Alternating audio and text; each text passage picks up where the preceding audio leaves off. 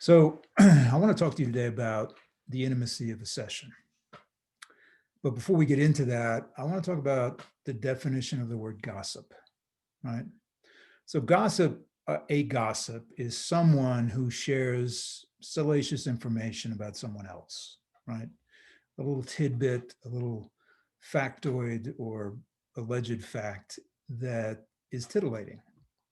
And we find this a lot about, in the celebrity world and famous people and all that kind of stuff.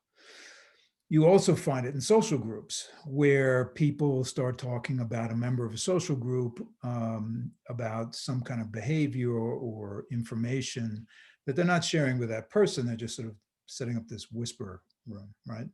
So, gossip is something that is frowned upon in most circles, right? We don't like gossips unless we're engaging in it, in which case we think it's okay. So I'm going to give you an example of how I think the intimacy of a session is destroyed, in fact, before we get into what it is. Um, Back in the day, before, during, and after the time that I was a therapist at the Veterans Administration, I was part of a therapeutic community in Manhattan. And there was an institute and therapists and a whole collection of people who saw those therapists, and most of us knew each other, and so and knew all the therapists. Now there was a hierarchy of therapists, right? There were the sort of the people at the top of the pecking order in the institute, and then so on down the line. And more often than not, what would happen is someone would go in and have a session and come out, and then describe what went on in the session from the standpoint of, this is what my therapist said to me. All right.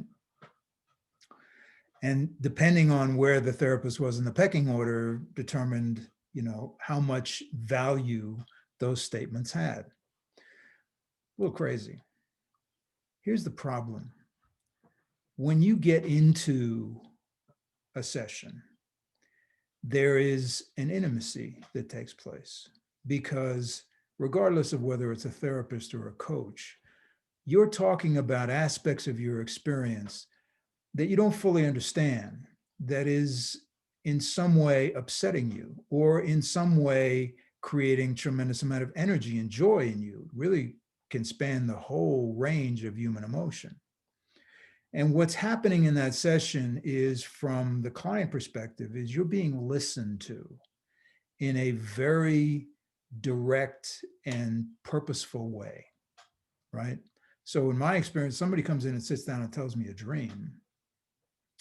First of all, neither one of us, if we've gotten into the work enough, neither one of us knows what the heck this dream is about, right? And so we are trying to animate that dream. We're trying to understand all the emotions in that dream and what comes up as a result of those emotions. And it's a very intimate experience on both ends, on my end as well, right? I'm being given the privilege of entering into someone's deep emotional world.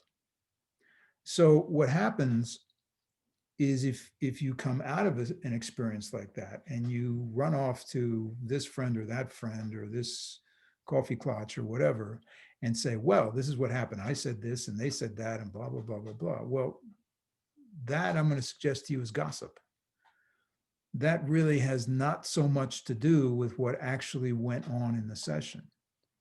And when you do that, when you take that kind of intimate experience and you go and broadcast it, it's not just the problem of gossip, it's also the dispersion of the energy. You're not allowing that conversation to continue on inside yourself, because now you've made it public. And interestingly enough, I think there's a parallel here, at least for guys, right? So when I was a lot younger, um, I had the experience of sitting around with a bunch of guys where they would try to describe their sexual encounters with a particular woman.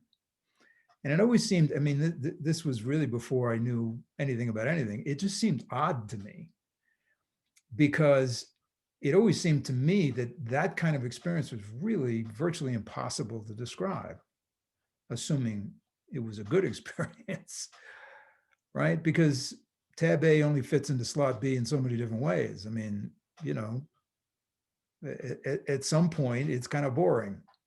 And it's really not about what the experience is really about. There is an intimacy in entering into a session, in entering into a conversation that occurs on many, many different levels, and mostly is not about who said what to who. It's mostly about this understanding that you get about your own experience and who you really are. So there's a reason I'm talking to you about this today in particular, is because it seems to me that we dissipate a tremendous amount of energy when we engage in that kind of gossip. And it's not gossip about the other person, it's gossip about us.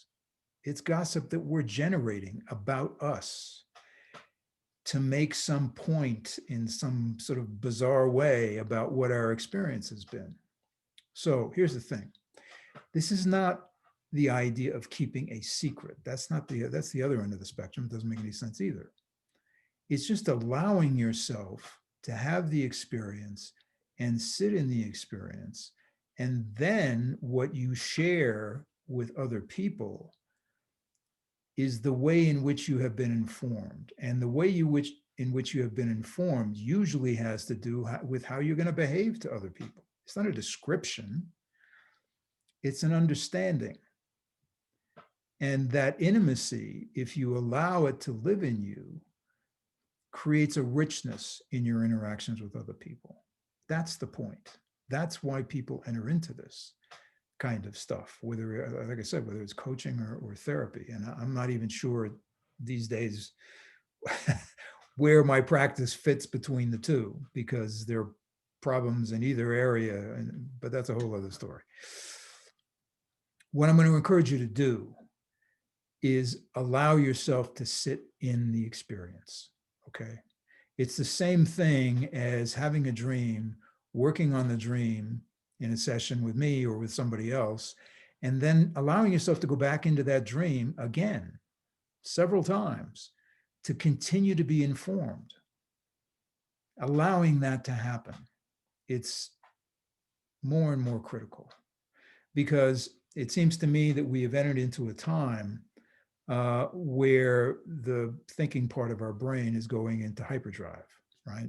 Everybody's got an answer and a solution or a criticism or a point to make or whatever, and that's going to go on, and that's fine.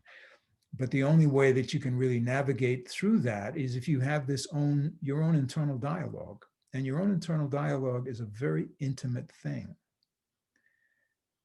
It's important that you understand that there are some things that you can't give to someone else. They're the essence of who you are. It's kind of like a relationship.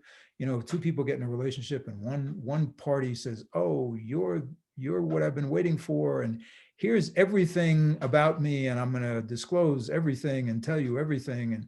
And there's a part of that that's very beautiful, because it's a sharing of an intimacy. That's true. But there are things that you can't give away. That just, when you try to, you diminish the essence of who you are, and you kind of send a message to the other person of, well, wait a minute, where's the boundaries here, right? Not useful. So my message to you is to respect the intimacy of a session if you're in this kind of work. And even if you're not, respect the intimacy of your own internal process. It's not keeping a secret. It's just not giving something away that can't be given away, that can't be described, that will only turn into gossip. And gossip, as we know, is not useful, and it dissipates energy. So that's my wish for you today. I hope you all stay safe. As I'm recording this in November of 2020, things are getting a little hairy out there in terms of this virus. I would suggest to you that there is more to come, not just in terms of the virus, but in terms of our whole culture and how we have organized things and how we need to think about all that. So your internal dialogue is very important. Take care of yourselves.